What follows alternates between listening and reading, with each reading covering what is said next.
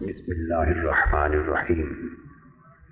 محترم مشائخ و علماء کرام، معزز شرکاء و حاضرین اور عزیزان گرامی قدر، اللہ رب العزت کا فضل و کرم اور احسان و انعام ہے کہ ہم آج اس کی توفیق سے اس مبارک مجلس میں حاضر ہیں۔ اللہ رب العزت کے فضل و کرم سے اور اس کی توفیق و عنایت سے ہم آج حسب صادق اس مبارک مجلس میں حاضر ہیں، اور آپ جانتے ہیں اس مجلس میں آنا کبھی بھی کسی دنیاوی غرض کے لیے نہیں ہوتا۔ ہم سب ہمیشہ خالصتاً اللہ کی رضا کے لیے، اللہ تبارک و تعالی کی خوشنودی اور اس کی محبت کے ناطے سے جمع ہوتے ہیں، اور لوگ محض اس مبارک اور پاکیزہ نیت کے ساتھ دور دور سے چل کر رات کے کچھ لمحے بسر کرنے کے لیے آتے ہیں۔ آج سینکڑوں کی تعداد میں ضلع شیخوپورہ سے اور قصور سے بھی احباب آئے ہوئے ہیں، اور دوسرے صوبوں سے بھی لوگ موجود ہیں، پنجاب کے دور دراز علاقوں کے علاوہ۔ اگر آپ ان سے پوچھیں کہ آپ یہاں کیوں آئے، ان کے دل سے سوال کیا جائے کہ آپ یہاں کیوں آئے،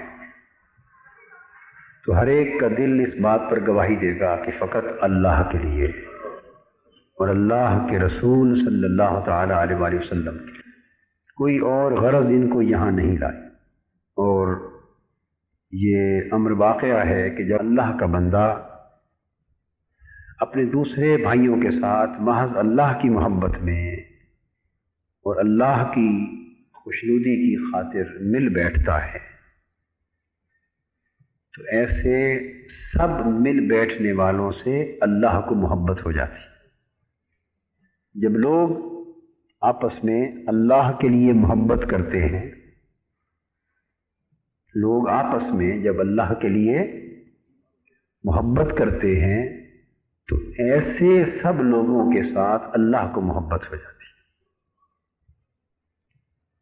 اور جب لوگ اللہ کے لیے آپس میں مل بیٹھتے ہیں، ایک مجلس میں جمع ہوتے ہیں، تو ایسی مجلس میں سب بیٹھنے والوں کے ساتھ اللہ محبت فرمانے لگ جاتا ہے۔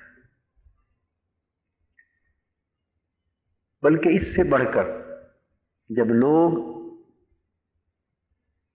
ایک دوسرے کے چہروں کو فقط اللہ کے لیے دیکھتے کہ یہ اللہ کا نیک بندہ ہے، یہ پیشانی اللہ کے حضور سجدوں میں جھکنے والی ہے، یہ آنکھیں اللہ کے حضور رونے والی ہیں، یہ چہرہ اللہ کے حضور سر بسجود ہونے والا ہے، یہ اللہ کے نیک بندے کا چہرہ ہے۔ جب لوگ اس خیال سے ایک دوسرے کو دیکھتے ہیں، ایک دوسرے کی زیارت کرتے ہیں، ایک دوسرے کو تکتے ہیں، تو اللہ پاک ایسے سب تکنے اور دیکھنے والوں سے محبت کرنے لگ جاتا ہے، یعنی ایسی نگاہوں سے محبت کرنے لگ جاتا ہے۔ اور جب لوگ ایک دوسرے پر اللہ کے لیے خرچ کرتے ہیں، خواہ وہ اس قدر ہی کیوں نہ ہو کہ دو بھائی ایک شہر سے چلے کہ آئیے آج شب بیداری کی مجلس میں منہاج القرآن کے مرکز پر شریک ہوں، اور آئے تو جب بس میں بیٹھے، کرایہ لینے والا کنڈکٹر آیا تو ایک بھائی نے کہا بھائی آپ کا کرایہ بھی مجھے ادا کر لینے، آپ کا کرایہ آج میں ادا کرتا ہوں، آپ میرے خرچے پر۔ یہ بھی ایک دوسرے کے لیے اللہ کی خاطر خرچ کرنا ہے۔ کھانے پر آئے، کھانا کھایا، ایک دوسرے سے کہا بھی آج کھانے کا بل مجھے ادا کرنے دیں۔ تو اللہ کے لیے آئے ہوئے لوگوں پر اللہ کی خاطر خرچ کیا، تو ایسا سب خرچ کرنے والے اللہ کے محبوب بن جاتے۔ حضور نبی اکرم صلی اللہ تعالی علیہ وآلہ وسلم نے فرمایا سیدنا ابو ہریرہ رضی اللہ تعالیٰ عنہ روایت کرتے ہیں کہ حضور علیہ الصلوۃ والسلام نے فرمایا کہ اللہ جل مجدہ کا یہ ارشاد ہے، وجبت محبتی للمتحابین فیہ والمتجالسین فیہ والمتزاورین فیہ والمتبازلین فیہ وفی روایت والمتصدقین فیہ۔ اللہ پاک نے فرمایا کہ میری محبت لازم ہو جاتی ہے ان خوش نصیبوں کے لیے، یعنی میں لازماً بہر صورت محبت کرنے لگ جاتا ہوں اور محبوب بنا لیتا ہوں ایسے تمام لوگوں کو جو میری وجہ سے ایک دوسرے سے محبت کرتے ہیں، اور ایسے تمام لوگوں کو جو میری وجہ سے ایک مجلس میں مل بیٹھتے ہیں، اور ایسے تمام لوگوں کو جو میری وجہ سے ایک دوسرے کے چہرے دیکھتے ہیں، ایک دوسرے کی زیارت کرتے ہیں، اور ایسے تمام لوگوں کو جو میری وجہ سے ایک دوسرے پر خرچ کرتے ہیں۔ گویا اس مجلس کی برکتیں تو اتنی ہیں جن کا ہم شمار بھی نہیں کر سکتے، مگر ان میں سے اگر تنہا یہ ایک برکت بھی نصیب ہو جائے، فقط یہ ایک برکت بھی نصیب ہو جائے اس مجلس میں، دور سے چل کر آ کر بیٹھنے کے عوض فقط یہ ایک برکت بھی نصیب ہو جائے کہ جس برکت کا وعدہ اللہ نے اس حدیث قدسی میں کیا ہے کہ میں لازماً ایسوں سے محبت کرنے لگ جاتا، تو ہمیں تو ساری کمائی مل گئی، سب کمائی مل گئی یا نہیں ملی؟ سب کچھ نصیب ہو گئے۔ اور وہ کسی کا کیا خوب شعر ہے کہ سب کچھ خدا سے مانگ لیا تجھ کو مانگ کر، اٹھتے نہیں ہیں ہاتھ میرے اس دعا کے بعد۔ اور جب اس کی محبوب کی محبت نصیب ہو جائے، انسان سارے یتن اسی لیے کرتا ہے نا کہ محبوب متوجہ ہو جائے۔ محبت کرنے والا محب سارے یتن اس لیے کرتا ہے کہ محبوب متوجہ ہو جائے، ایک نگاہ اٹھا کر دیکھ لے، مسکراتے ہوئے چہرے سے دیکھ لے، میٹھے میٹھے دو بول پیار بھرے کہہ دے، سارے یتن انسان زندگی میں اس لیے کرتا ہے۔ اور اگر کسی خوش نصیب کو اس سے بڑھ کر محبوب کی طرف سے محبت نصیب ہو جائے، محبوب کی طرف سے محبت نصیب ہو جائے، تو اسے اور کیا چاہیے؟ مزید کچھ چاہیے؟ آپ ایمان سے کہیے کہ اس کے علاوہ کچھ لینے کے لیے آتے ہیں؟ بولیے، اگر اللہ کی محبت نصیب ہو جائے، ایک تو ہے نا محبت ہم کرنے لگے، یہ نصیب ہو جائے تو یہ بھی بڑی بات ہے۔ ہمیں محبت کرنا نصیب ہو جائے اللہ سے، یہ معمولی بات نہیں، یہ بھی بڑی بات ہے۔ اگر انسان کو اللہ سے محبت کرنا نصیب ہو جائے تو انسان بن جائے، وہ انسان بن جائے، یہ بھی بڑی بات ہے۔ مگر یہ کہ اللہ محبت کرنے لگے اس انسان سے، تو اس کے سوا کیا چاہیے؟ تو آپ خوش نصیب ہیں کہ اللہ پاک نے آپ کو ایک ایسی مجلس عطا کی ہے جس میں آپ یہ کمائی لینے کے لیے آتے ہیں، اس کمائی کو لینے کے لیے آتے ہیں۔ اللہ تبارک و تعالی آپ کی اس کوشش میں، کمائی میں برکت ڈالے، اور اس مجلس میں سب آنے والوں کو اپنے وعدے کے مطابق، ہم تو اس لائق نہیں ہیں، نہ ہم اس لائق، نہ ہماری مجلس اس لائق، نہ ہماری نیتیں اس قابل، نہ ارادے اس قابل، نہ ہمارا آنا اس قابل، نہ جانا اس قابل، نہ مجلس میں بیٹھنا اس قابل، ہمارا تو کچھ بھی اس قابل نہیں کہ اس سے اس کی محبت پر دعویٰ کر سکیں اس کی بارگاہ میں، مگر یہ کہ اس کا وعدہ ہے، چونکہ اس کا وعدہ ہے ہم اس سے اس کے وعدے کا ایفا مانگتے ہیں، اس کے وعدے کا ایفا مانگتے ہیں۔ یہ عرض کرتے ہیں کہ باری تعالیٰ ہم نے اور کچھ نہ صحیح تیری محبت کی خاطر تیرے نام پر مل بیٹھنے کا ایک بہانہ تو بنایا ہے، چلو اسے بہانہ ہی سمجھ لے، حقیقت نہ صحیح اسے نقل ہی سمجھ لے، اسے دکھلاوا ہی سمجھ لے، پر چلو ظاہر میں ایک روپ تو دھارا ہے کہ تیری خاطر جمع ہوئے بیٹھے، تو اس میں روپ ڈال دے، تو اس میں حقیقت کا روپ ڈال دے، تو وہ تو بگڑی ہوئی حالتوں کو بھی سنوار سکتا ہے، بگڑی ہوئی حالتوں کو سنوار سکتا ہے۔ تو اللہ تبارک و تعالیٰ کی بارگاہ میں اس مجلس کے قائم اور دائم رہنے کا اور اس مرکز کے آباد اور سلامت رہنے کا ہمیشہ اس کی دعا بھی کیا کریں، اور کشاں کشاں ہر دم ہر لحظہ ہر گھڑی ان مجلسوں میں حاضر ہوتے رہنے کی التجا بھی کیا کریں، آرزو رکھا کریں کہ اللہ پاک اس کاوش کو قبول کر لے، کیونکہ اس کا طریقہ وہ کریم ہے، وہ کیا ہے؟ کریم ہے، اور کریموں کا شیوا یہ ہے کہ سائل ہو یا بے روپیہ ہو، جو بھی دروازے پہ آ جائے خالی نہیں موڑتے۔ کریموں کا شیوا یہ ہے،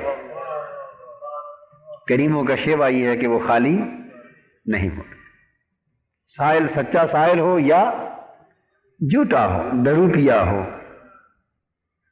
جب دروازے پر آ جو گیا اور اس نے صدا لگا دی، ہاتھ پھیلا دیے، ہم لوگ تو چلو دھتکار دیتے ہیں نا دیکھ کے یہ کہ بے روپیہ ہے، مگر کریموں کا شیوا یہ ہے کہ جو دروازے پہ آ جائے خالی نہیں موڑتے۔ پھر اس سے بڑا کریم کون ہے؟ اس سے بڑا کریم کون ہے؟ ہم لاکھ بے روپیے صحیح، پر آ تو کریم کے در پہ گئے ہیں نا، آ تو کریم کے در پہ گئے ہیں، اور اس کریم کی مجلس میں آ گئے ہیں، اس رحیم کی رحمت پر امید رکھتے ہوئے آ گئے، سو اس کا وعدہ یہ ہے کہ میں مایوس نہیں کرتا۔ وہ تو راستے میں گزرنے والے بھی دو لحظوں دو گھڑیوں کے لیے اس کا ذکر کرنے والوں کی مجلس میں رک جائے نا، گزرنے والے، اپنے کام کی خاطر جانے والا اپنے کام کی خاطر گزر رہا تھا۔ حدیث پاک میں ہے، یہ بھی حدیث قدسی ہے، کہ جب اللہ کا ذکر اللہ کے بندے کر رہے ہوتے، طویل حدیث ہے، میں پہلے بیان کر چکا ہوں، اور پھر ملائکہ اس مجلس میں شریک ہو جاتے ہیں جو سیاحین فی الارض ہیں، اور اللہ پاک کی بارگاہ میں جا کر رپورٹ دیتے، اور اللہ پاک ان سے طرح طرح کے سوال پوچھتا کہ میرے بندے کیا کہہ رہے تھے؟ وہ بتاتے ہیں تیرا ذکر کر رہے تھے، سبحان اللہ، تیرا ذکر کر رہے تھے۔ اور کتنا پیارا سوال اس پر وہ اپنے فرشتوں سے پوچھتا ہے، کیا انہوں نے مجھے دیکھا ہے؟ ہائے ہائے ہائے، کیا انہوں نے مجھے دیکھا ہے؟ ہر بات فرشتوں کی زبان سے اگلواتا ہے۔ فرشتے عرض کرتے ہیں باری تعالیٰ نہیں، ہرگز تمہیں نہیں دیکھا، نہیں ہرگز تمہیں نہیں دیکھا، آپ کو نہیں دیکھا اللہ۔ پھر اللہ پاک پوچھتا ہے اچھا یہ بتاؤ، وہ مجھے انہوں نے نہیں دیکھا تو اس طرح ذکر کر رہے تھے، اگر مجھے دیکھ لیتے تو ان کا عالم کیا ہوتا؟ اگر دیکھ لیتے تو پھر ان کا عالم کیا ہوتا؟ یعنی یہ سوال و جواب کرتے اللہ پاک آخر میں فرماتا ہے کہ تم گواہ ہو جاؤ، میں نے ان سب کو بخش دیا، وہ جو میرے ذکر کی مجلس میں بیٹھے تھے میں نے ان سب کو بخش دیا۔ اب حدیث پاک میں آتا ہے کہ پھر ان فرشتوں میں سے ایک فرشتہ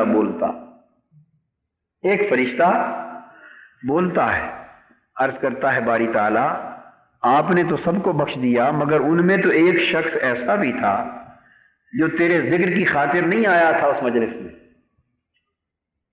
تیرے ذکر کی خاطر اس مجلس میں نہیں آیا تھا، اور نہ وہ باقاعدہ ان اہل مجلس میں سے تھا، وہ تو اپنی کسی حاجت اور اپنے کسی کام سے جا رہا تھا، تو راستے میں مجلس دیکھی، تھوڑی دیر کے لیے وہاں بیٹھ گیا، وہ تیرے ذکر کے کام کے لیے نہیں آیا، اپنے کام جا رہا تھا، تھوڑی دیر وہ بھی مجلس میں رک گیا تو نے اس کو بھی بخش دیا۔ وہ فرشتہ تعجب کے ساتھ سوال کرتا، اے اللہ، اس کو بھی آپ نے بخش دیا؟ اللہ پاک فرماتے ہیں ہاں، غفرت لہ، اس کو بھی بخش دیا۔ کیوں؟ کہ ہم القوم لا یشقی بہم جلیسہم، ہم الجلساء لا یشقی بہم جلیسہم، ہاں میں نے اس کو بھی بخش دیا اس لیے کہ یہ وہ لوگ ہیں کہ جو کوئی ان کے پاس 2 گھڑی بیٹھ جائے وہ بھی محروم نہیں جاتا، جو کوئی ان کے پاس بیٹھ جائے آ کر وہ بھی محروم نہیں جاتا۔ اللہ پاک کا، اس کی شان کریمی کا تو یہ عالم ہے کہ وہ یہ بھی نہیں دیکھتا، وہ یہ بھی نہیں دیکھتا کہ یہ شخص خاص اس مجلس کے ارادے سے آیا تھا، یہ وہاں سے گزرتے گزرتے خیال آیا تو رک گیا، بس وہ اتنا دیکھتا ہے کہ چلو میرے بندوں کے ساتھ 2 لحظہ بیٹھا تو صحیح، میرے بندوں کے ساتھ 2 لمحے بیٹھا تو ہے، اگر اس کو چھوڑ دوں، ان کو بخش دوں تو کل کو کہیں یہ نہ کہہ دے کہ تیرے بندوں کی مجلس کا اتنا فائدہ بھی نہیں کہ اس میں بیٹھنے والوں کو تو چھوڑ دیتا ہے۔ اس لیے فرمایا ہم الجلساء، یہ ایسی بیٹھک والے ہیں، یہ ایسی بیٹھک والے ہیں کہ جو ان کی بیٹھک میں آ گیا بخشا گیا، یہ ایسی مجلس والے لوگ ہیں جو ان کے ساتھ آ کے بیٹھ گیا بخشا گیا۔ اللہ تبارک و تعالیٰ تو ایسے گزرنے والوں کو بھی ساتھ شامل کر دیتا ہے۔ ہمارا بیٹھنا ان بیٹھنے والوں جیسا بیٹھنا نہ صحیح تو چلو گزرنے والوں جیسا تو ہوگا، گزرنے والوں جیسا صحیح، وہ تو گزرنے والوں کو بھی اسی زمرے میں ڈال دیتا ہے۔ وہ مدینہ طیبہ میں ہم تھے تو وہاں ایک کسی مسجد کے امام تھے، قاری صاحب، نعت خان تھے، بڑی اچھی نعت پڑھتے تھے۔ ایک رات وہ ہمارے پاس آ گئے، ہم نے انہیں کہا کہ کچھ سنائیں، انہوں نے سرائکی زبان میں سنایا، مجھے تو اب یاد نہیں رہا، مصرے کچھ ٹوٹ پھوٹ گئے، وہ اس طرح کا کچھ کلام تھا ان کا، تیرے باغ بہار تے باشے سے، ایک خار تے کنڈڑا میں بھی سہی، تیرے شیراں دے گل سنگل ہن، ایک کتڑا مندڑا میں بھی سہی، تیرے شیراں دے گل سنگل ہن، ہائے ہائے ہائے، تیرے شیراں دے گل سنگل ہن، ایک کتڑا مندڑا میں بھی سہی، یعنی کتوں جیسا کتا بھی نہیں ہوں، کتوں جیسا، ہائے ہائے، تیرے کتوں جیسا کتا بھی نہیں ہوں، کتے کی جگہ بھی کہا کتڑا، یعنی مارا کتا، مارا کتا، اور پھر مارے پر بھی پھر ساتھ کہا کتڑا مندڑا، اور مارا کتا بھی وہ جسے کتے بھی ساتھ چلنے دیں، وہ کتڑا مندڑا میں بھی سے، تیرے حافظ عالم فاضل سے، تیرے حافظ عالم فاضل سے، ایک مسخرہ بھنڑا میں بھی سے، تیرے عالم فاضل حافظ سے، ایک مسخرہ بھنڑا میں بھی صحیح۔ تو بات یہ ہے کہ ہمارا تو شمار کسی کھاتے میں نہیں ہے، لیکن اس کریم کا شیوا یہ ہے، اس کریم کا شیوا یہ ہے کہ اصحاب کہف کے ساتھ کتا بھی چل پڑے تو اسے بھی جلا دیتا، اس کتے کو بھی سنبھال لیتا ہے، بشرطے کہ ان کی صحبت میں جمع رہے۔ اصحاب کہف نے بگایا تھا اسے، بار بار بگانے کی کوشش کی کہ کہیں بھونکے گا، آواز دے گا، اور بادشاہ کو، اس کے درباریوں کو پتہ چل جائے گا، لیکن اس نے کہا نہیں، ہوں تو کتا پر میری سرشت میں وفاداری ہے، نجس ہوں، کتا ہوں، لیکن سرشت میں وفاداری ہے، اب آپ کے سنگ لگ گیا ہوں، اب اسی سنگ مروں گا۔ سو وہ غار میں چلے گئے، یہ باہر دہانے پر بیٹھ گئے، وہ غار میں چلے گئے، یہ باہر بیٹھ گئے، 309 سال گزر گئے، 309 سال گزر گئے، تو جب وہ اٹھے تو دیکھا تو 3 صدیاں بیت جانے کے باوجود نہ کوئی کھلانے والا نہ پلانے والا. وَقَلْبُهُمْ بَاسِطٌ ذِرَاعَيْهِ بِالْوَسِيلِ. اپنی ٹانگیں پچھاڑ کے کتا جوں کا توں بیٹھا ہے. تو چونکہ اچھوں کی سنگت میں آ گیا تھا اور اچھوں کی صحبت میں آ گیا تھا، تو کتا بھی ایسا خوش نصیب ہو گیا کہ قرآن نے اس کے بیٹھنے نشست کے انداز کو بھی بیان کیا ہے. ہائے ہائے، اس کی نشست کے انداز کو بھی مضمون بنا لیا ہے اپنی آیت کا. ہائے ہائے، وہ کتا، یا آپ کتا کسی طرح بیٹھا ہو یا چل رہا ہو، بل آپ بھی اس کے بیٹھنے اٹھنے چلنے کا انداز کبھی اپنے کلام میں بیان کرتے. وہ ایسی شے ہی نہیں کہ اس پر اتنی توجہ دی جائے. ایسا ہی ہے نا بھئی، کس طرح بیٹھا ہے کتا، ٹانگیں کس طرح بچھاڑ کے بیٹھا ہے، آگے پیچھے کیسے، کون بیان کرتا ہے اس چیز کو؟ اپنے کلام کا کوئی مضمون نہیں بناتا. کتوں کی نشست کا مضمون کون بناتا ہے اپنے کلام؟ کوئی نہیں بناتا. مگر چونکہ اچھوں کی صحبت میں آ گیا تو اللہ نے اپنے کلام کی ایک آیت میں اس کے بیٹھنے کے انداز کو بیان کر دیا کہ کتڑا مندڑا میں بھی صحیح. یعنی یہ اس کریم کا شیوا یہ ہے کہ اچھوں کے ساتھ اگر کتے بھی رل جائیں اور کتوں جیسے بھی رل جائیں اور اپنے اعمال میں، اپنے احوال میں، اپنے کرتوتوں میں نجس اور گناہگار اور معصیت کے پیکر، یہ بھی اس کے پاکیزہ بندوں کے ساتھ مل جائیں، مل کے بیٹھ لیں، تو وہ ان کا بیڑا بھی پار کر دیتا ہے.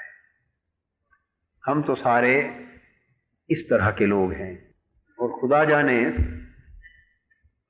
آپ میں کتنے ایسے بندے ہوں گے ہم الجلساء میں سے ہوں گے، یعنی جن کے نشست کو اللہ پیار کی نگاہ سے دیکھتا ہوگا، جن کے بیٹھنے سے اللہ کو پیار ہوگا، جو اللہ کا ذکر کرنے والے ہوں گے، اللہ کے لیے اپنی راتوں کو زندہ کرنے والے ہوں گے، اور اللہ پاک کو جن سے محبت ہوگی، جو یہاں بیٹھے ہوں گے.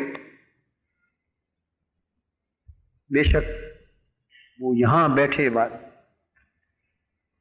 یہ جو زمین پر بیٹھ کر سننے والے، دیکھیے جو کرسی پر بیٹھ کے سنا رہا ہے، یہ دوستو کوئی ضمانت نہیں کہ زمین پر بیٹھ کے سننے والوں سے بہتر ہے. اللہ کے ہاں کیا خبر کس کا حال کیا ہے.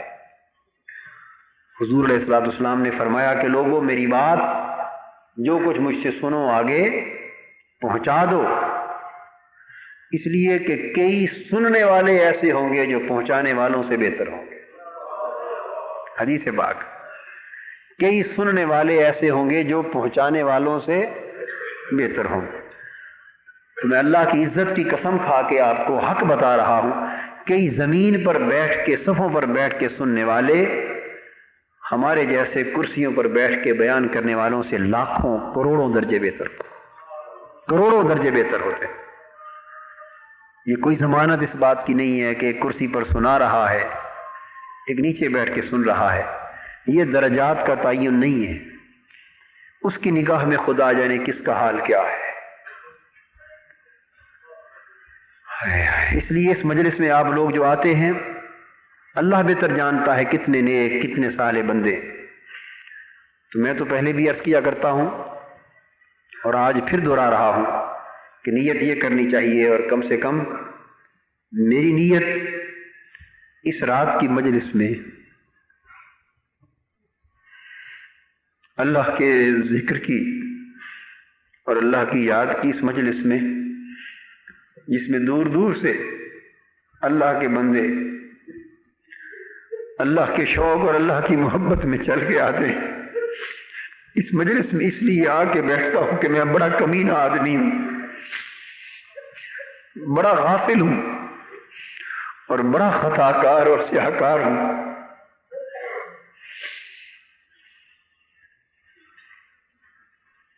اس لائق نہیں ہوں کہ اس کی بارگاہ میں اپنا چہرہ دکھا سکوں، مگر اس لیے بیٹھتا کہ آپ کے ساتھ بیٹھ کر یہ عرض کر سکوں کہ کتڑا مندڑا میں بھی صحیح.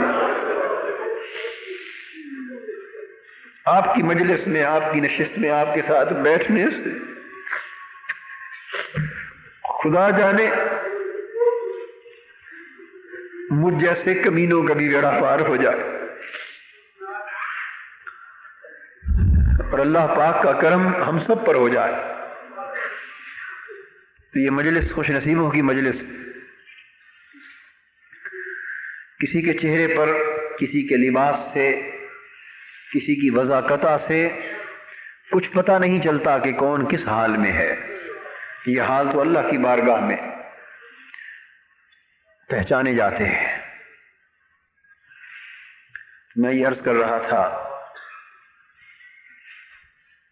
کہ یہ مجلس اس نیت کے ساتھ اس میں آیا کریں کہ ہم فقط اللہ کی اور اس کے رسول صلی اللہ علیہ وآلہ وسلم کی محبت کی خاطر اور ان کی رضا کی خاطر یہاں مل بیٹھیں، ایک دوسرے کو دیکھیں، ایک دوسرے سے ملیں اور محبوب کی، اللہ کی دو چار باتیں سنیں اور حضور علیہ الصلوۃ والسلام کے تذکرے سنیں۔ پچھلے خطاب سے، یہ شاید اس کے پچھلے جمعرات سے، ہم نے ایک حدیث پاک کے حوالے سے 15 نکاتی اصلاح احوال کا اور تشکیل کردار کا پروگرام حدیث پاک کی روشنی میں اس کا بیان شروع کیا تھا، اور میں نے اس میں سے پہلی 3 چیزوں کا بیان کیا تھا۔ آج اس سے اگلی 3 چیزوں کو انشاءاللہ تعالی اختصار سے بیان کرنا چاہتے ہیں۔ جو لوگ نئے آئے ہیں، جنہوں نے پچھلا بیان نہیں سنا، ان کے لیے بالکل اجمالاً، تاکہ تسلسل ان کا بھی قائم ہو سکے، بیان کیے دیتا ہوں۔ حدیث پاک میں ہے، ابن عباس رضی اللہ تعالیٰ عنہ روایت کرتے ہیں، پچھلی بار میں یہ حصہ جو اب مختصراً آپ کو صرف سنا رہا ہوں، اس پر تفصیلی گفتگو کر چکا ہوں، وہ موضوع ختم ہو چکا ہے۔ آپ کو محض اس کا 2-1 منٹ میں خلاصہ بتا رہا ہوں تاکہ آج کے موضوع کے ساتھ اس کا ربط قائم ہو جائے۔ حدیث پاک میں ہے کہ حضور علیہ الصلوۃ والسلام ایک روز نماز فجر پر اپنے معمول سے ذرا دیر کے ساتھ تشریف لائے، صحابہ کرام کو آ کے نماز پڑھائی۔ طلوع آفتاب کا وقت قریب آ گیا تھا۔ حضور علیہ الصلوۃ والسلام جب نماز پڑھا چکے تو آپ نے فرمایا کہ صحابیوں، تمہیں بتاؤں کہ مجھے آج کس چیز نے روک لیا کہ میں جلد نہیں آیا، کس شے نے مجھے تمہارے پاس جلدی آنے سے روک لیا؟ پھر حضور علیہ الصلوۃ والسلام نے ارشاد فرمایا کہ میں نے نماز تہجد ادا کی، نوافل پڑھے جتنے اللہ نے چاہے، اور اس کے اندر حالت نماز میں مجھے اونگ آ گئی۔ تو حالت نماز میں جو اونگ آئی تو میں نے اس حسن مطلق کا دیدار کیا، اللہ پاک کو اس کی شان کے لائق حسن و جمال کے شواب پر دیکھا۔ اس پر تفصیلی گفتگو ہر بات پر ہم کر چکے، آج صرف نئے آنے والے ساتھیوں کی خاطر ربط قائم کرنے کے لیے اس کا خلاصہ عرض کر رہا ہوں۔ اللہ پاک کا دیدار کیا۔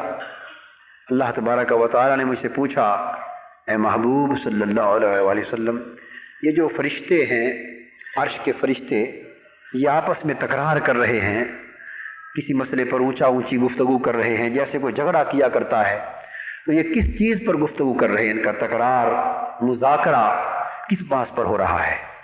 میں نے عرض کیا، یا اللہ مجھے معلوم نہیں۔ تو اللہ تعالیٰ نے پھر اپنا دست قدرت میرے 2 کندھوں کے درمیان رکھا، فوضع یدہ بین کتفی فوجدت برد اناملہ بین ثدیی فتجلی لی کل شیء وعرفت وفی روایت فعلمت ما بین المشرق والمغرب وفی روایت فعلمت ما فی السماوات وما فی الارض۔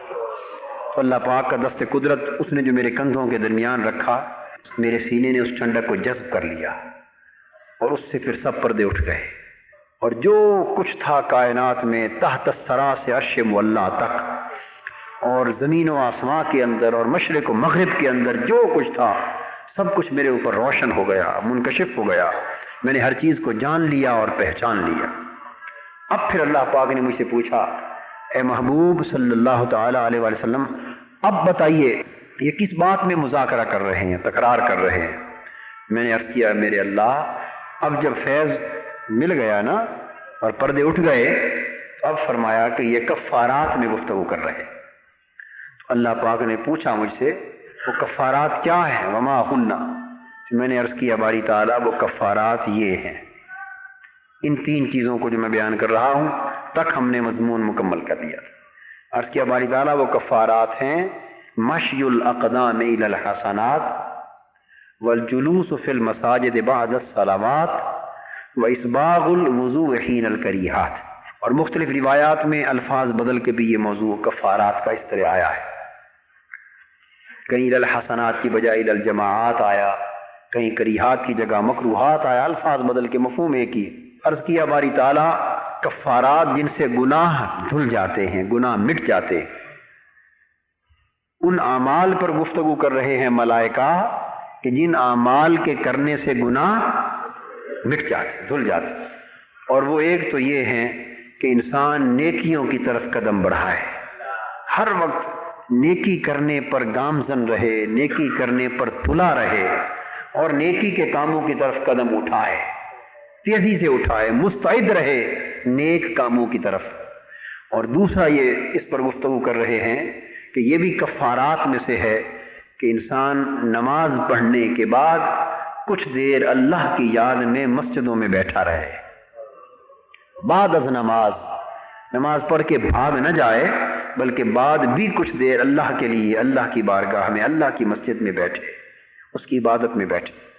اور تیسری یہ بات کہ جب طبیعت نہ چاہے، طبیعت کو تکلیف محسوس ہو، ناپسند کرے، بوجھل ہو، سخت ٹھنڈک ہو، ایسی تکلیف کا کوئی پہلو ہو، تو طبیعت کے نہ چاہتے ہوئے شدت کی گھڑیوں میں بھی انسان وضو کو قائم رکھے اور وضو کرتا رہے اور بے وضو نہ رہے، اور شدت کی سردی، تکلیف وغیرہ کی پرواہ نہ کرے، وضو کی فکر کرے.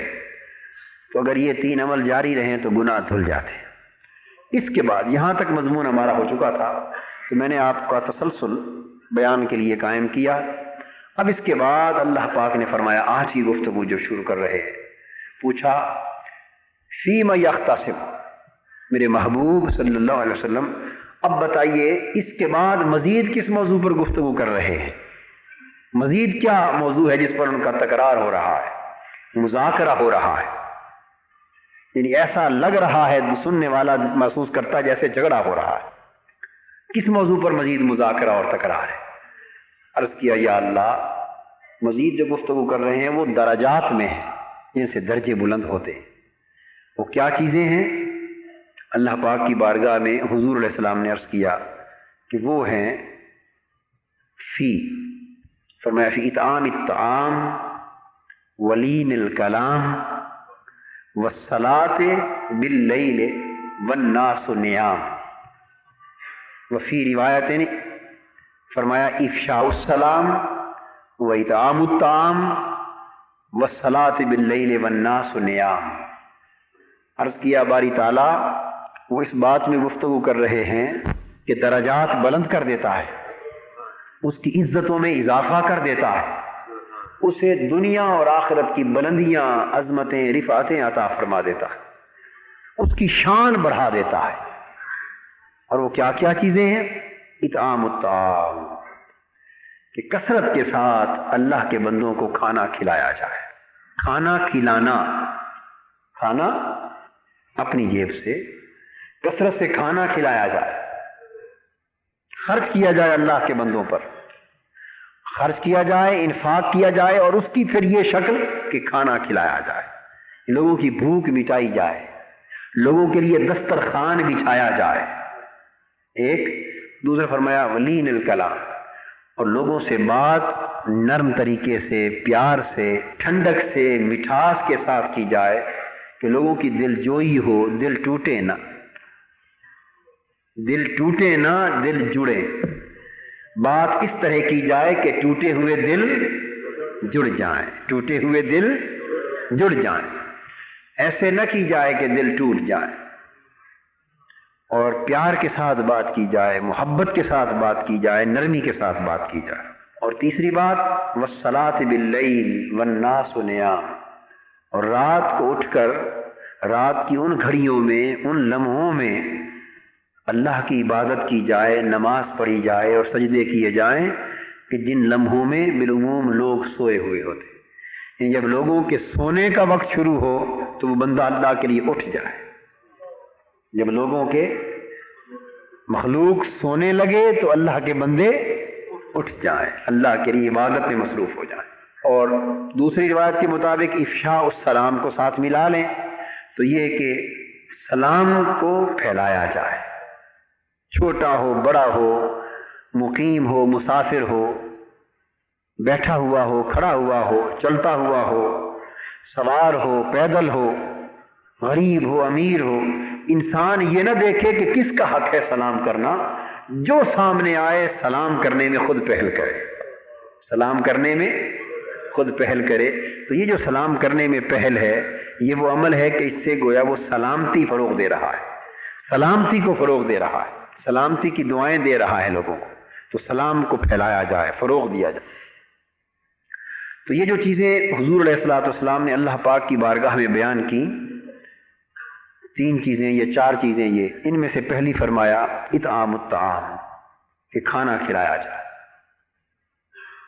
اطعام الطعام، کھانا کھلانا احباب مکرم، یہ فی نفس ہی اتنا بڑا عمل ہے، اتنا بڑا عمل ہے، یہ صدقہ ہے، اتنا بڑا عمل ہے کہ انبیاء علیہ السلام، صحابہ کرام، اہل بیت پاک اور جلیل القدر اولیاء کرام، ان کی اعلیٰ عبادتوں میں سے ایک افضل عبادت ہے۔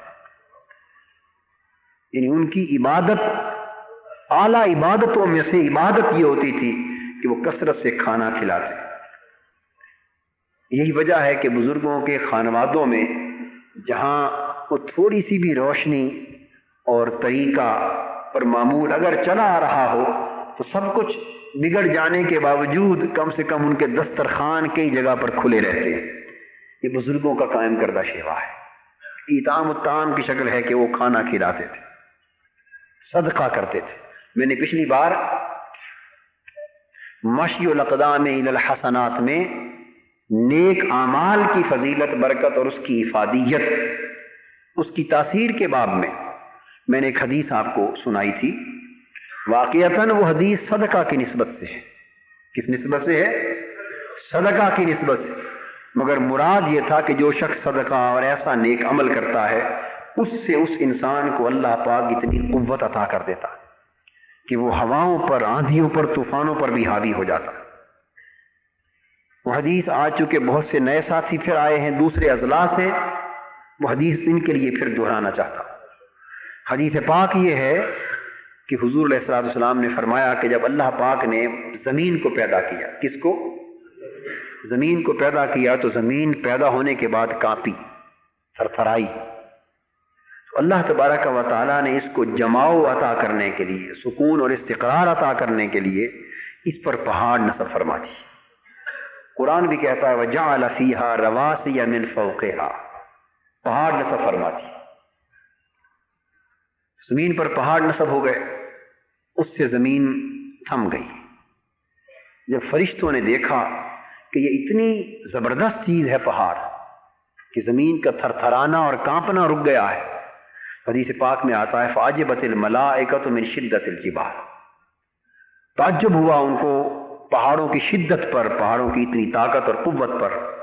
تو انہوں نے اللہ پاک کی بارگاہ میں سوال کیا کہ یا اللہ فَهَلْ مِنْ خَلْقِكَ شَيْءٌ أَشَدُّ مِنَ الْجِبَالِ، کیا تیری مخلوق میں ان پہاڑوں سے بڑھ کر بھی کوئی شے شدید اور طاقتور ہے؟ ان سے بڑھ کر بھی کوئی مضبوط شے ہے؟ اللہ جل مجدہ نے فرمایا نعم الحدید، ہاں ان پہاڑوں سے جنہوں نے زمین کے تھرتھرانے کو روک دیا ہے، ان سے بھی بڑھ کر طاقتور اور مضبوط شے ہے، اور وہ لوہا ہے۔ یعنی لوہے کے اوزار، وہ جب لوہا ان پہاڑوں پر، پتھروں پر، چٹانوں پر لگتا ہے تو ریزہ ریزہ کر دیتا ہے۔ انہوں نے پوچھا فَهَلْ مِنْ خَلْقِكَ شَيْءٌ أَشَدُّ مِنَ الْحَدِيدِ، تو کیا تیری مخلوق میں پھر لوہے سے بھی بڑھ کر کوئی طاقتور اور مضبوط چیز ہوگی؟ فرمایا نعم النار، ہاں پھر لوہے سے بھی بڑھ کر مضبوط چیز آگ ہے، کہ اس لوہے کو آگ میں ڈال دو تو اسے پگھلا دیتی۔ پھر سوال کیا انہوں نے فَهَلْ مِنْ خَلْقِكَ شَيْءٌ أَشَدُّ مِنَ النَّارِ، تو کیا تیری مخلوق میں آگ سے بڑھ کر بھی کوئی شے مضبوط اور طاقتور اور شدید ہے؟ اللہ پاک نے فرمایا نعم الماء، ہاں پانی ہے، کہ یہ آگ جو لوہے کو پگھلا دیتی ہے، اس پر پانی ڈال دو تو اسے بجھا دیتا ہے۔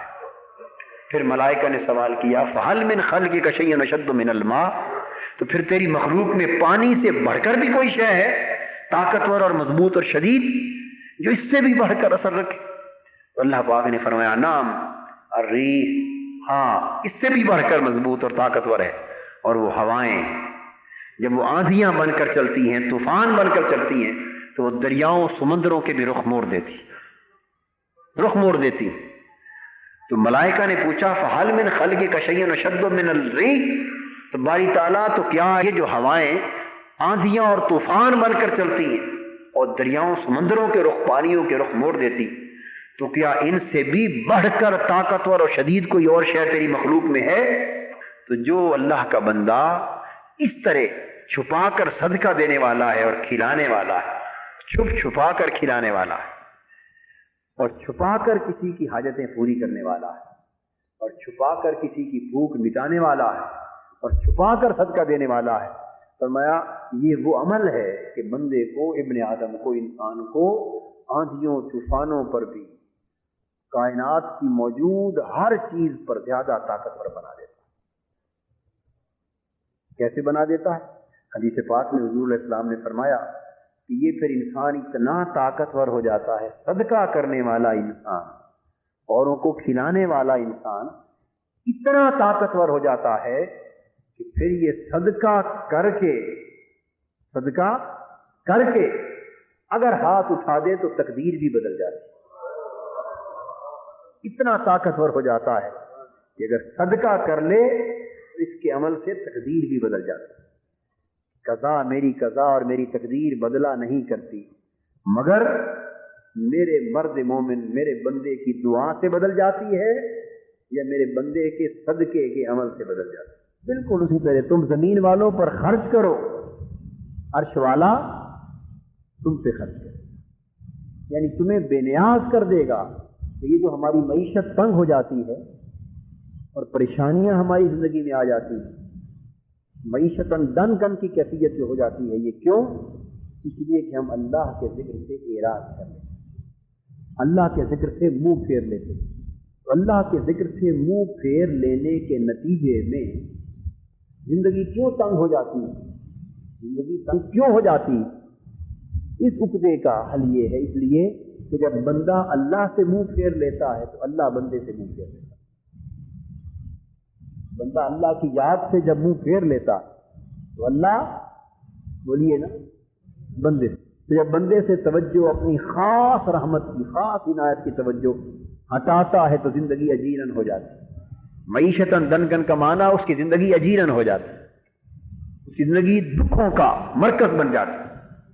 اور جو شخص اللہ کے ذکر کی طرف راغب ہو جاتا ہے اور اللہ کے ذکر میں اور اللہ کی یاد میں مگن ہو جاتا ہے تو اللہ اسے یاد کرنے لگ جاتا ہے۔ حضور نبی اکرم صلی اللہ تعالی علیہ وآلہ وسلم کا اپنا عمل مبارک یہ تھا کہ جو کچھ میسر آتا اپنے گھر کے چولہے میں تو حالت یہ ہوتی کہ کبھی کبھی 3 مہینے ہو جاتے، 2 مہینے گزر جاتے، تیسرا مہینہ شروع ہو جاتا۔ یہ بات کہنے کے لیے تو بڑی آسان ہے، سمجھنے کے لیے بڑی مشکل ہے، اور عمل کے لیے تو تصور بھی نہیں کیا جا سکتا۔ کہنا آسان ہے اور اسے سمجھ میں لانا مشکل ہے، اور عمل میں لانا اس کا تو تصور بھی ہم لوگ نہیں کر سکتے۔ حضرت عائشہ صدیقہ رضی اللہ تعالیٰ عنہا فرماتی ہیں کہ 2 مہینے گزر جاتے اور تیسرے مہینے کا چاند طلوع ہو جاتا۔ لم یرا فی بیت من بیوتہ الدخان، تیسرا مہینہ چڑھ جاتا اور حضور کے گھر کے چولہوں میں سے، اور ایک گھر نہیں، جتنے گھر تھے آقا کے، ازواج مطہرات کے، سارے گھروں میں سے کسی کے چولہے میں دھواں اٹھتا دکھائی نہ دیتا، یعنی آگ نہ جلتی، کھانا نہ پکتا تھا۔ عمل میں بڑی مشکل ہے، چولہے میں آگ نہ جلتی، اپنے گھر کا حال یہ ہوتا، اور پھر صورت یہ ہے کہ جو کچھ میسر آتا وہ اوروں کو کھلا دیتے۔ اگر کسی بکری کے تھنوں میں دودھ ہوتا تو وہ بھی دو کے پلا دیتے، جو کچھ میسر آتا کھلا دیتے۔ اور اگر کوئی آ جاتا سائل اور گھر میں کچھ نہ ہوتا تو بازار سے ادھار لے کے دے دیتے، مگر دیتے ضرور، کسی کو محروم نہ چھوڑتے۔ اور حالانکہ اپنی حالت یہاں تک تھی کہ حضرت ام المومنین رضی اللہ تعالیٰ عنہ فرماتی ہیں کہ مدینہ پاک میں آنے کے بعد 6 ماہ تک، کتنا عرصہ؟ 6 ماہ تک تو ہمارے ایسے گزرے، فرماتی ہیں کہ اللہ بھلا کرے فلاں انصاریوں کا کہ وہ اپنی بکریوں کا دودھ بھیج دیتے تھے تو ہم پی کے زندہ رہتے تھے۔ وہ بکریوں کا دودھ بھیج دیتے، ہم وہ پی لیتے، 2 گھونٹ بھر لیتے، اور یہ ہمارے جسم کو زندہ رکھتا۔ یا کبھی کوئی روکھی کھجور آ جاتی، یعنی اپنا حال تو یہ تھا، مگر عالم یہ تھا کہ 90 ہزار درہم آئے، 70 ہزار درہم آئے، بہت کچھ مال غنیمت میں آتا، ہدایا آتے، تحائف آتے، نذرانے آتے، جو کچھ آتا حضور لٹا دیتے، اطعام کھلا دیتے، سب کو دے دیتے۔ یہ حضور علیہ السلام کا عمل تھا۔ تو کھلانا، صحابہ کرام بھی پھر انہوں نے ایسا سبق سیکھ لیا تھا کہ جب مہمان آتے، یہ میں آپ کے لیے بتا رہا ہوں کہ یہ 3 چیزیں ہو چکی، چوتھی یہ منہاج القرآن سے وابستگان، ان کی پہچان یہ ہونی چاہیے کہ ان کے کردار کے اندر یہ علامتیں نمایاں ہوں، وہ کھانے والے نہ بنے، کھلانے والے بنے، وہ کھانے والے نہ بنے، کھلانے والے۔ منہاج القرآن کے وابستگان کے اندر اگر یہ نمایاں علامتیں اور پہچانیں اور یہ خصائص اور کردار اور سیرت کے یہ پہلو نمایاں طور پہ دکھائی نہ دیں، اس کا مطلب یہ ہے کہ آپ نے اس مشن سے تربیت حاصل نہیں کی۔ میں نے ایک روز عرض کیا تھا، شاید یہ ممکن ہے یا نہیں کسی اور مقام پہ عرض کیا تھا، یعنی ایک شخص کا اگر کھانا آ جائے تو منہاج القرآن کے وابستگان کان کھول کر سن لیں، ان کا عمل یہ ہو کہ ایک شخص کا کھانا ہو تو کم سے کم حدیث پاک کی روشنی میں 2 آدمی سیر ہو کے کھا جائیں، سیر ہو کے کھا جائیں۔ میں اس لیے عرض کر رہا ہوں کہ 2 آدمی کھائیں اور ہر ایک کی بھوک مٹ جائے، اس طرح کھا لیں، یعنی مطمئن ہو جائیں۔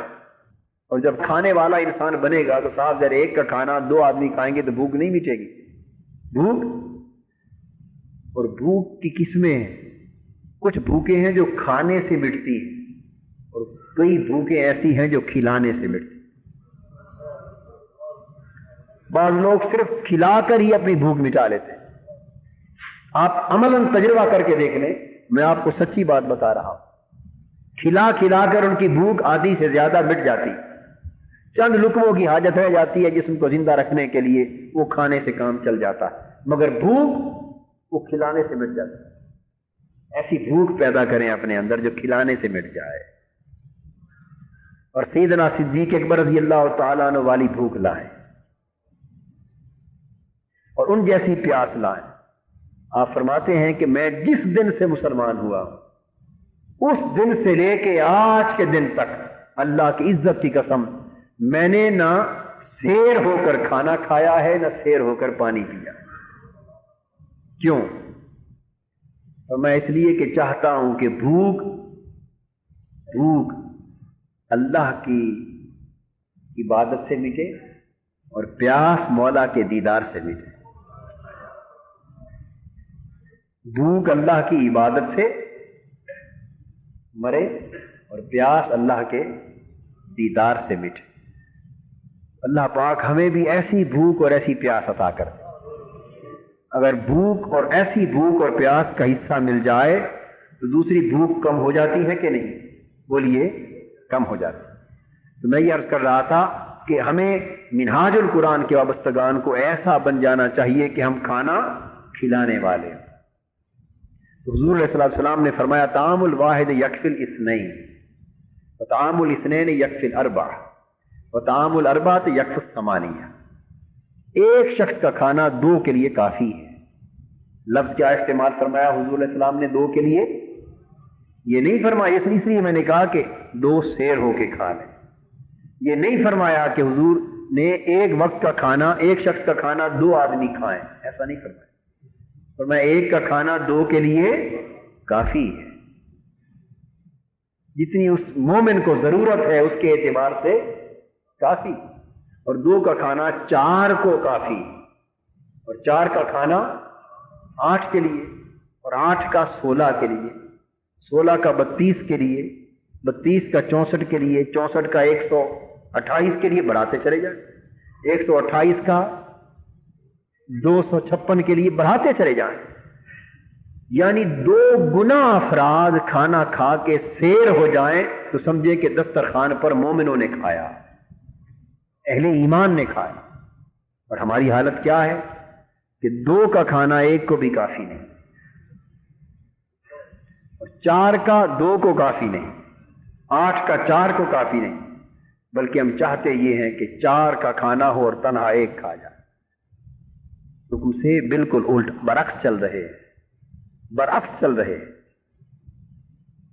میں یہ عرض کر رہا تھا کہ اطعام الطعام، جو شخص جتنا کھلاتا ہے اللہ اس کو اتنا بلند کرتا ہے.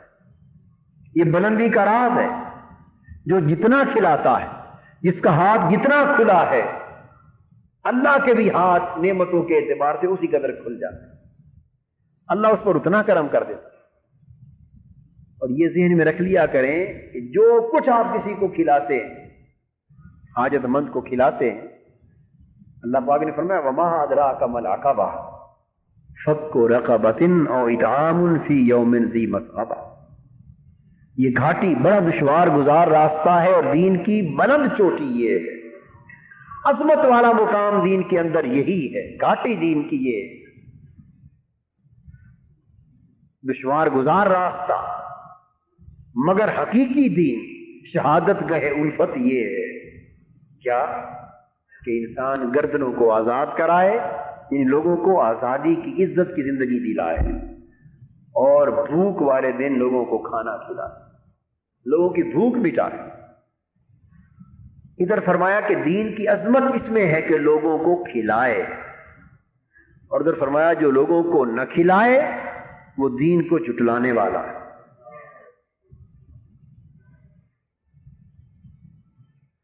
ارأیت الذی یکذب بالدین فذلک الذی یدعو الیتیم ولا یحض علی طعام المسکین.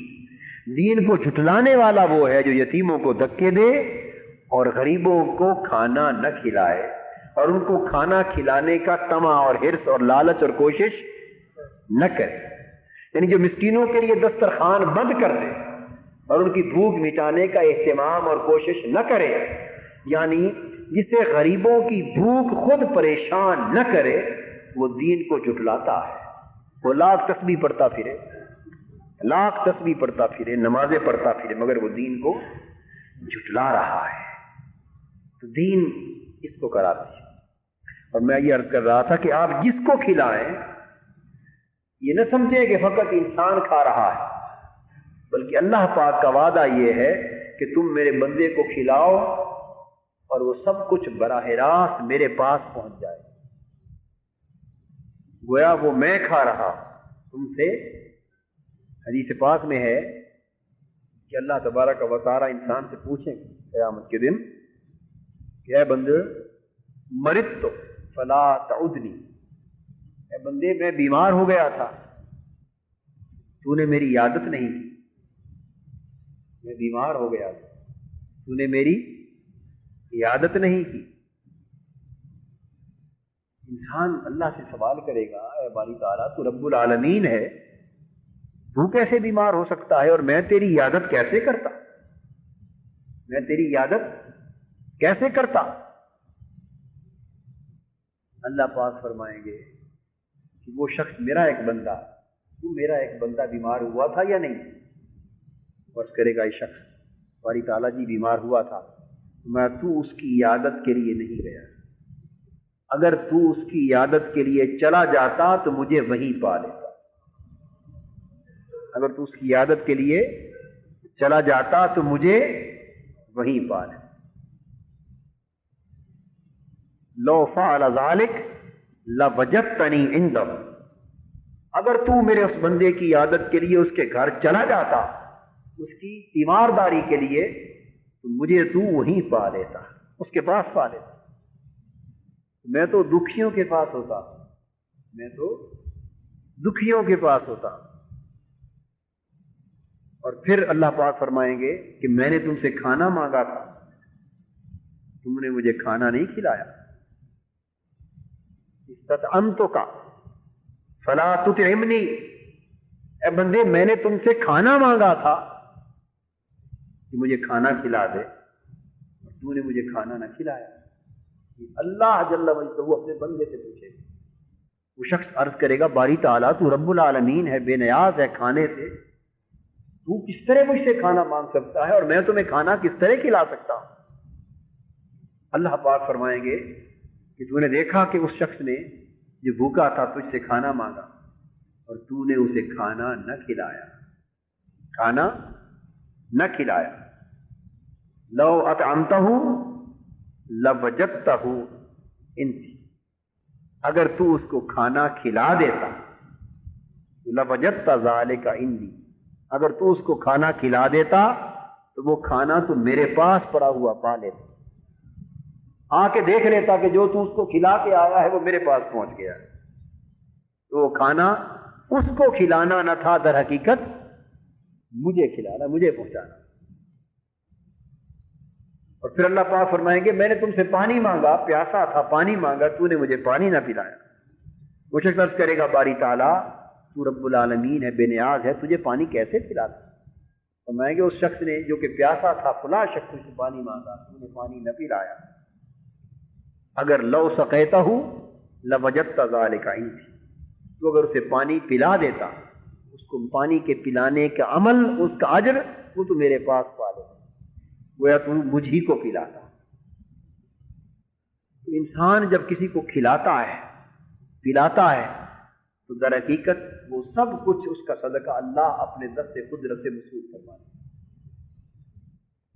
گویا آج کے بعد آپ کا عمل چوتھا، میں نے پچھلی باتیں 3 عرض کی تھیں کہ منہاج القرآن کے وابستگان ہمہ وقت نیکی کے کاموں پر مستعد رہیں۔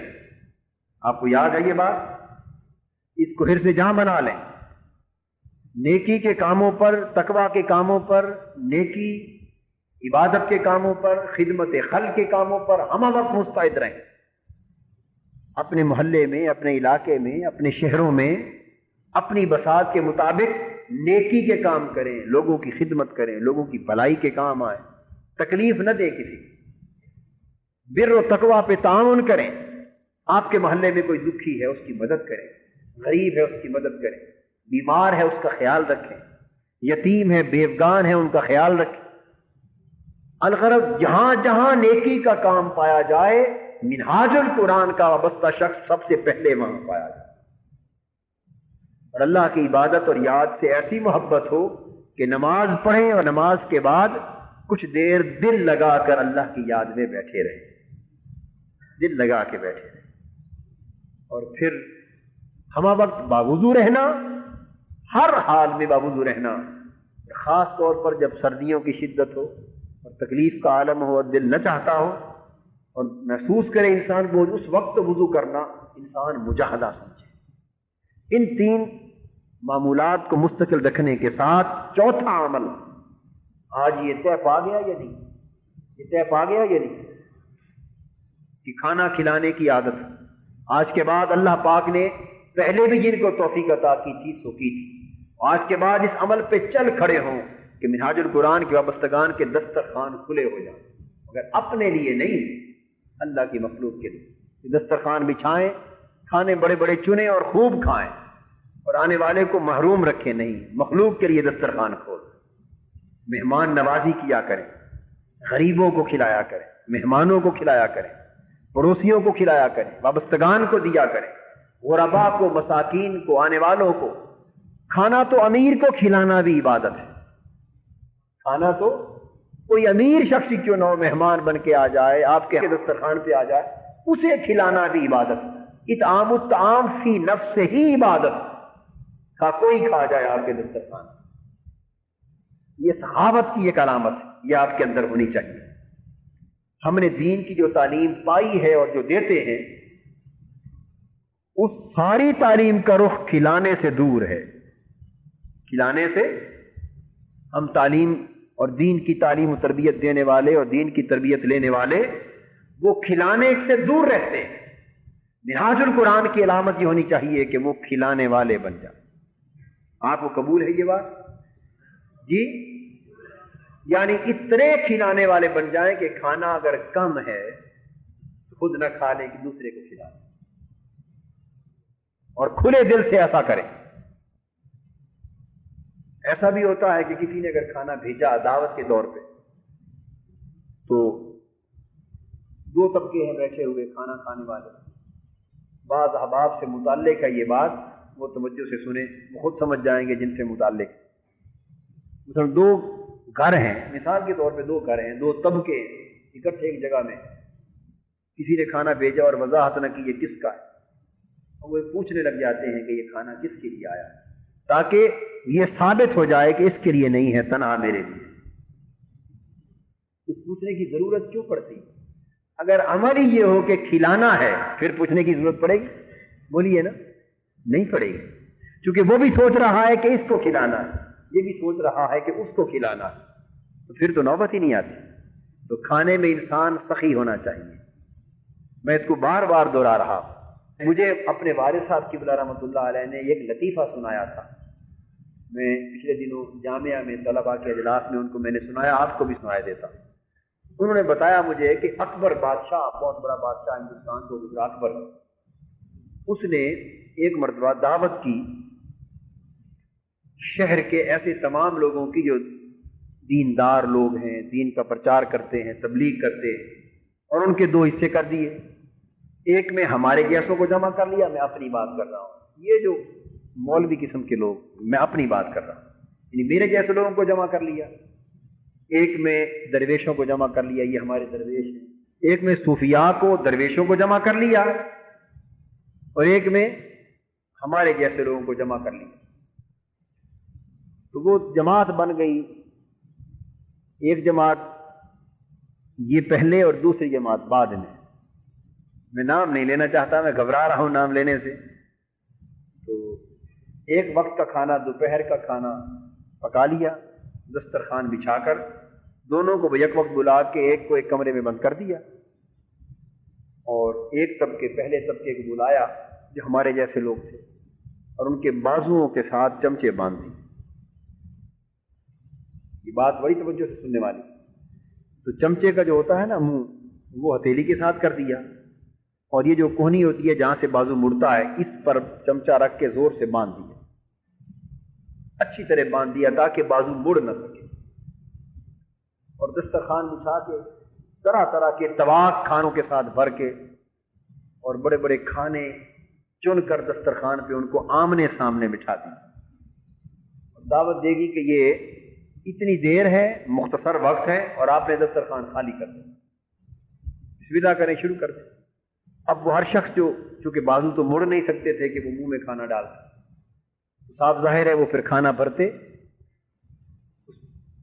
چمچے میں کھانا بھرتے، اور کھانے کے لیے وہ اس طرح بازو کو اوپر لے جاتے اپنے اوپر، اور یہاں سے ہاتھ تھوڑا ڈھیلا چھوڑا ہوا تھا، اس کو جو تھوڑا سا اس طرح کرتے تو وہ ان کے منہ پر آ گرتا کھانا، اور سر سے لے کے پاؤں تک کسی کا کچھ بھی سلامت نہ بچا، سب حالت خراب ہو. دور سے جا کر جب کھانا پھینکتے تو کسی کے منہ پر، کسی کے ناک پر، کسی کے ماتھے پر، کسی کی داڑھی پر، چہرے پر، سینے پر، کپڑوں پر، سب کچھ لت پت ہو گئے. جب باہر نکلے تو منہ کے اندر کسی کے کچھ نہ گیا خیر سے، اور سر سے پاؤں تک لت پت ہو گئے کھانے سے، سب کپڑے گندے ہو گئے اور دسترخوان خراب ہو گئے. باہر نکلے بادشاہ اکبر نے، یعنی یہ اس زمانے ملا نصیر الدین وغیرہ یہ لوگ ہوتے تھے، طرح طرح کی، جی ملا دو پیازا اور نصیر الدین وغیرہ، یہ طرح طرح کی ایسی شرارتیں سوچتے اور بادشاہ سے وقتاً فوقتاً یہ کام کرواتے تھے. یہ ان کے لطائف اس زمانے میں ہوتے تھے. تو ان ساروں کا حال دیکھا اور ایک طرف کھڑا کر دیا، بند کر دیا کمرے میں. اس کے بعد اب درویشوں کو بلا لیا، صوفیاء کو، نیک لوگوں کو، درویشوں کو بلا لیا کہ آپ آ جائیں. دسترخوان نیا لگ گیا، اسی طرح بھر دیا، اور درویشوں کے بازوؤں کے ساتھ اس طرح چمچے باندھ دیے، اسی طرح کیا جس طرح پہلوں کے ساتھ کیا تھا. ان کو بھی وہی ٹائم دیا اور کہا کہ دسترخوان خالی کر دیں. آمنے سامنے بیٹھ گئے. جب انہوں نے کہا کہ شروع کریں، وہ تو کھلانے والے لوگ تھے، پہلے کھانے والے تھے، اور یہ جب انہوں نے کہا شروع کریں تو ہر ایک نے وہ سالن اور جو بھی تھا اس میں ڈش میں سے لیا اور سامنے بیٹھے ہوئے شخص کو کہا کہ حضرت آپ تناول فرمائیں. اس کے منہ میں ڈال دیا. اس نے بھرا، اس نے اپنے سامنے والے کی طرف اشارہ کی حضرت آپ تناول فرمائیں. ادھر والے ان کو کھلاتے رہے، ادھر والے ان کو کھلاتے رہے، اور سلامتی کے ساتھ کھا کے باہر نکل آئے. کھا کے باہر نکل آئے. آپ نے بات سمجھ لی؟ یعنی اس میں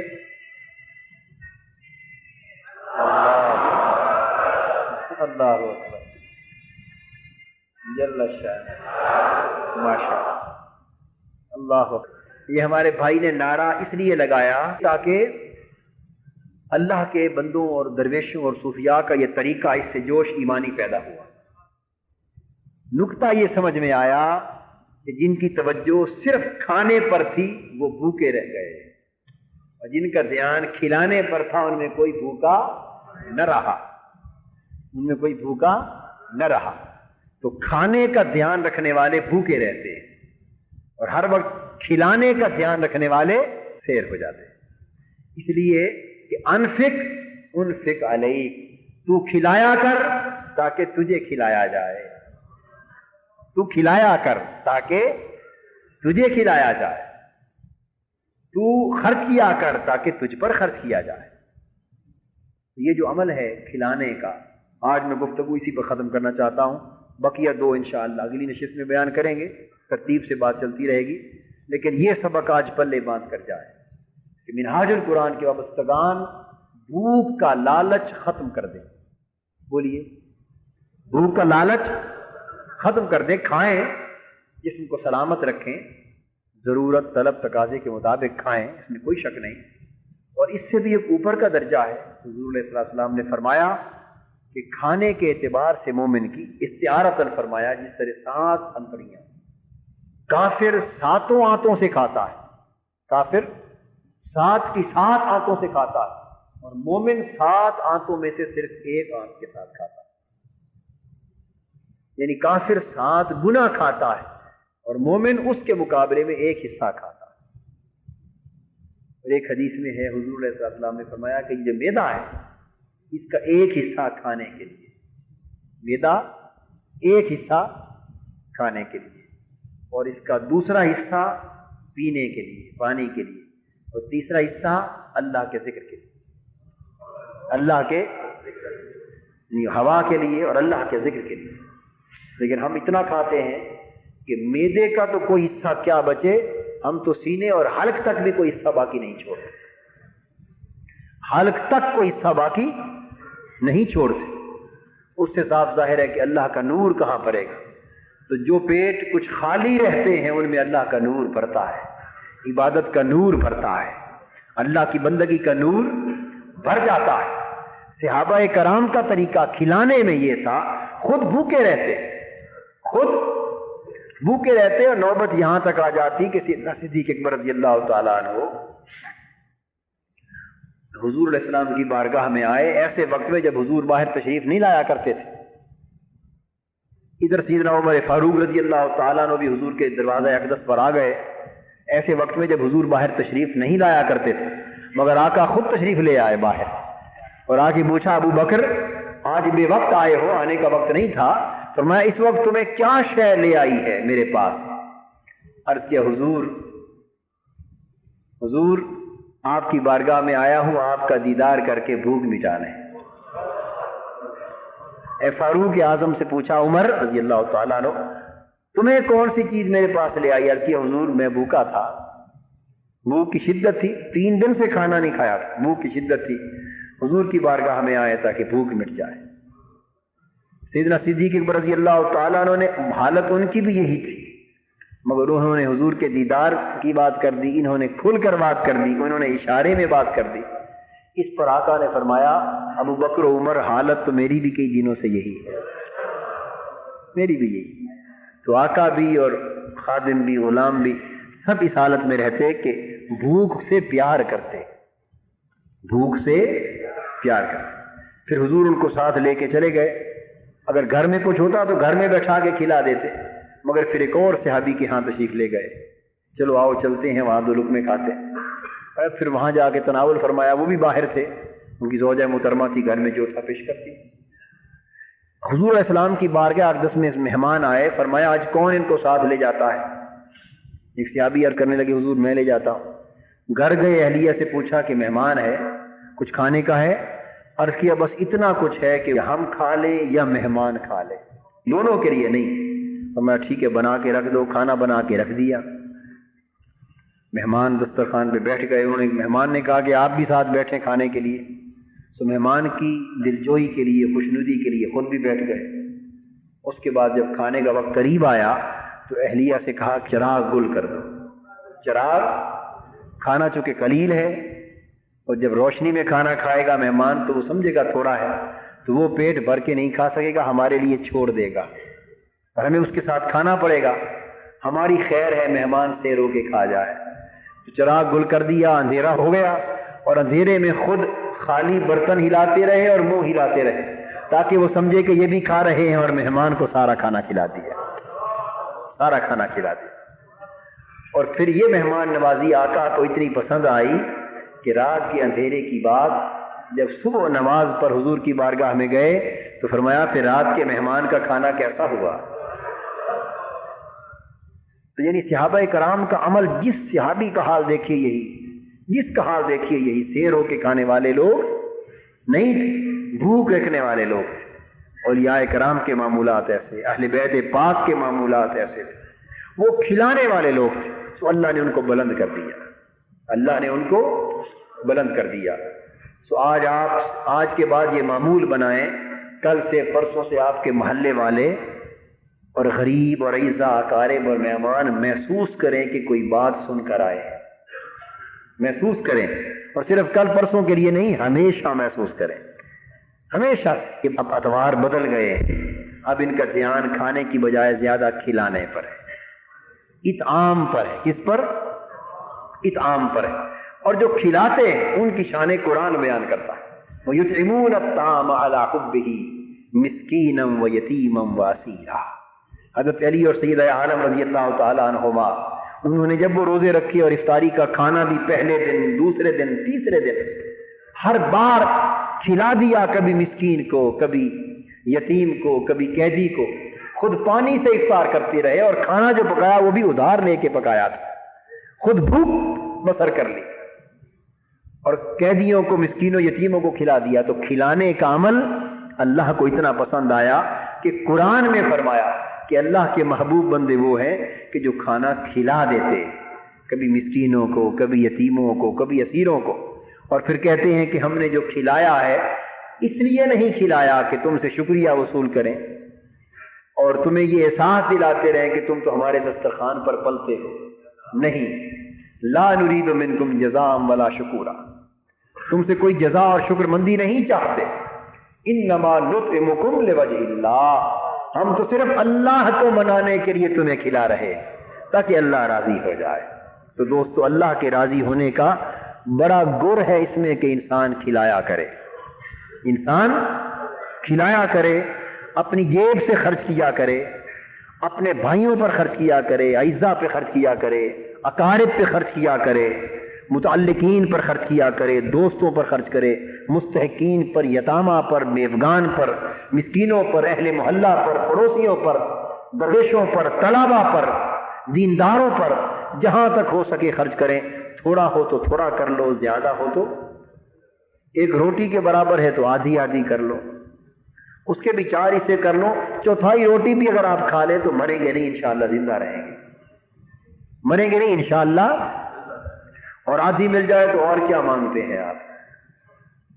آدھی روٹی کھانے کو مل جائے تو اللہ کا بڑا شکر ہے، اور 1 چپاتی کھانے کو مل جائے تو پھر تو الحمدللہ بہت کچھ مل گیا آپ کو۔ اس سے زیادہ تو ویسے بھی بچنا چاہیے کھانے سے، اس سے زیادہ تو ویسے بھی بچنا چاہیے۔ باقی دوستوں سب فضلہ ہے، باقی سب فضلہ ہے جو خارج ہو جاتا ہے اور اس سے امراض پیدا ہوتی، اس سے جراثیم اور بیماریاں جنم لیتے ہیں، اس سے خرابیاں صحت کی پیدا ہوتی۔